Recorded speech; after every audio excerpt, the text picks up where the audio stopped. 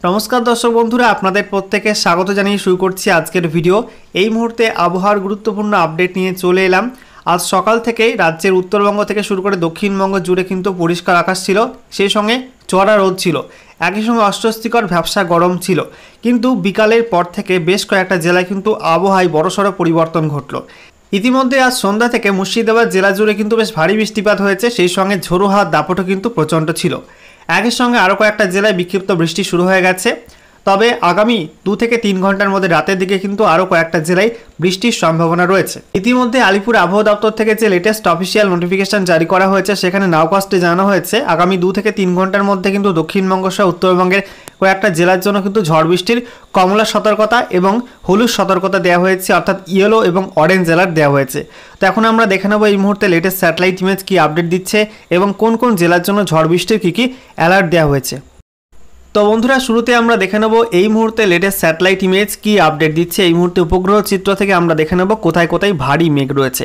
দেখতে পাচ্ছেন এই মুহূর্তে কিন্তু ভারী মেঘ রয়েছে মুর্শিদাবাদের ওপর, একই সঙ্গে নদিয়ার যে সীমান্তবর্তী অঞ্চল রয়েছে বাংলাদেশের সঙ্গে সেই অঞ্চল জুড়ে কিন্তু ভারী মেঘ রয়েছে। উত্তর নদিয়াতেও কিন্তু ভারী মেঘ রয়েছে। একই সঙ্গে আমরা দেখতে পাচ্ছি বীরভূমের ওপর কিন্তু ভারী মেঘ, সেই সঙ্গে মালদা দক্ষিণ দিনাজপুরের ওপর কিন্তু ভারী মেঘ রয়েছে। এদিকে দার্জিলিংয়ে শিলিগুড়িতেও কিন্তু ভারী মেঘ রয়েছে, সেই সঙ্গে আমরা দেখতে পাচ্ছি সিকিমের গ্যাংটকেও কিন্তু ভারী মেঘ রয়েছে। বাকি আলিপুরদুয়ার, কোচবিহার, জলপাইগুড়ি, সেই সঙ্গে কালিম্পং এইসব জেলায় কিন্তু হালকা হালকা মেঘ রয়েছে। এদিকে উত্তর দিনাজপুরেও কিন্তু হালকা মেঘ দেখতে পাচ্ছি। একই সঙ্গে আমরা দেখতে পাচ্ছি দক্ষিণবঙ্গের ক্ষেত্রে দক্ষিণবঙ্গে বাঁকুড়া, সেই সঙ্গে পশ্চিম বর্ধমান, এদিকে পূর্ব বর্ধমান, নদিয়ার দক্ষিণ অংশ, এছাড়া হুগলি, ঝাড়গ্রাম, পুরুলিয়ার কিছু অংশ, এই সমস্ত অঞ্চলে কিন্তু হালকা হালকা মেঘ রয়েছে। একই সঙ্গে আমরা দেখতে পাচ্ছি এই মুহূর্তে কিন্তু বাংলাদেশে রাজশাহীর ওপরে কিন্তু ভারী মেঘ রয়েছে, রংপুরের দিকেও কিন্তু কিছু হালকা মেঘ রয়েছে। এই মেঘটা প্রথমে কিন্তু তৈরি হয়েছিল বাংলাদেশের ওপরই, ঠিক আছে, বাংলাদেশের এই যে রাজশাহী, রংপুর এই সমস্ত অঞ্চলের ওপর কিন্তু তৈরি হয়েছিল। ধীরে ধীরে সেই মেঘটা প্রবেশ করে পশ্চিমবঙ্গের মধ্যে, এদিকে মালদা দিয়ে প্রবেশ করে, কিছু মুর্শিদাবাদ দিয়ে প্রবেশ করে এবং ধীরে ধীরে কিন্তু এই বজ্রগর্ভ মেঘের পরিসর বাড়ে। দক্ষিণ দিনাজপুর, মালদা এবং বীরভূম, সেই সঙ্গে নদিয়া হয়ে কিন্তু এই মেঘের বিস্তার লাভ করে। এবারে আমরা আবহাওয়ার রাডার থেকে দেখে নেব এই মুহূর্তে কোথায় কোথায় বৃষ্টিটা হচ্ছে। দেখতে পাচ্ছেন এই মুহূর্তে মুর্শিদাবাদ জুড়ে কিন্তু বেশ ভালো বৃষ্টি হচ্ছে। একটু জুম করে আপনাদের দেখাবো।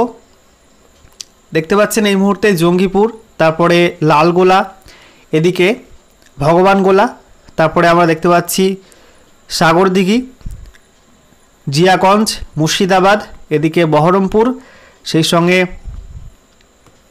দেখতে পাচ্ছেন যে হরিহরপাড়া, এদিকে জলঙ্গি, তারপরে আমরা দেখতে পাচ্ছি করিমপুর, নদিয়ার করিমপুর, তারপরে মুর্শিদাবাদের নাওয়াদা, বেলডাঙ্গা, এই সমস্ত অঞ্চলে কিন্তু বৃষ্টি হচ্ছে। এই বৃষ্টিটা কিন্তু বেশিক্ষণ হবে না, আর কিছুক্ষণ পরই কিন্তু এই বৃষ্টিটা কমে যাবে, ঠিক আছে, ধীরে ধীরে কিন্তু বৃষ্টিটা কমে যাবে। এদিকে আমরা দেখতে পাচ্ছি বীরভূমের দিকেও কিন্তু বৃষ্টি হচ্ছে। বীরভূমের রামপুরহাট সেখানে বৃষ্টি হচ্ছে। একই সঙ্গে খড়গ্রাম, পূর্ব বর্ধমানের এদিকে খড়গ্রাম, পূর্ব বর্ধমানের মেমারি, পান্ডুয়া এইসব অঞ্চলে কিন্তু হালকা হালকা বৃষ্টি হচ্ছে। এদিকে চাকদা সেখানেও হালকা বৃষ্টি হচ্ছে।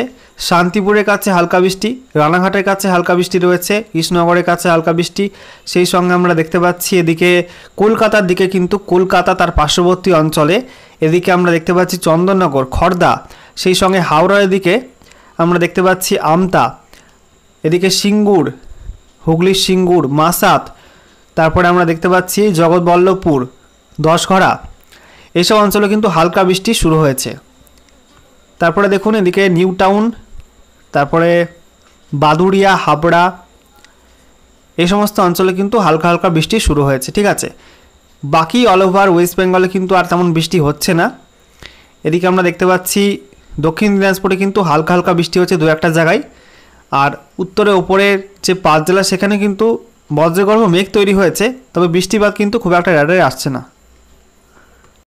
এছাড়া দেখুন বাংলাদেশের রাজশাহী বিভাগে কিন্তু বেশ ভালো বৃষ্টি হচ্ছে। এদিকে আমরা দেখতে পাচ্ছি রাজশাহী, তারপরে পুথিয়া, মোহনপুর, তারপরে নবাবগঞ্জ, এছাড়া আমরা দেখতে পাচ্ছি সিংড়া, তারপরে বেড়ামারা, এদিকে মেহেরপুর, আলমডাঙ্গা, তারপরে আমরা দেখতে পাচ্ছি এদিকে কোটচাঁদপুর, ঝিনেদা, হরিয়াকুন্ডা, তারপরে পাবনা, এদিকে তারাস, সিরাজগঞ্জ, নন্দীগ্রাম এই সমস্ত অঞ্চলে কিন্তু হালকা থেকে মাঝারি বৃষ্টি, কোথাও ভারী বৃষ্টিও কিন্তু হচ্ছে। ঠিক আছে, এবারে দেখুন বন্ধুরা, আলিপুর আবহাওয়া দপ্তর থেকে লেটেস্ট অফিসিয়াল নোটিফিকেশন জারি করা হয়েছে আজকে সন্ধ্যাবেলা। আজকে 21 সেপ্টেম্বর 2024 তারিখ সন্ধ্যায় কিন্তু এই নাওকাস্ট ওয়েদার ওয়ার্নিং জারি করা হয়েছে। বলা হচ্ছে অরেঞ্জ অ্যালার্ট রয়েছে।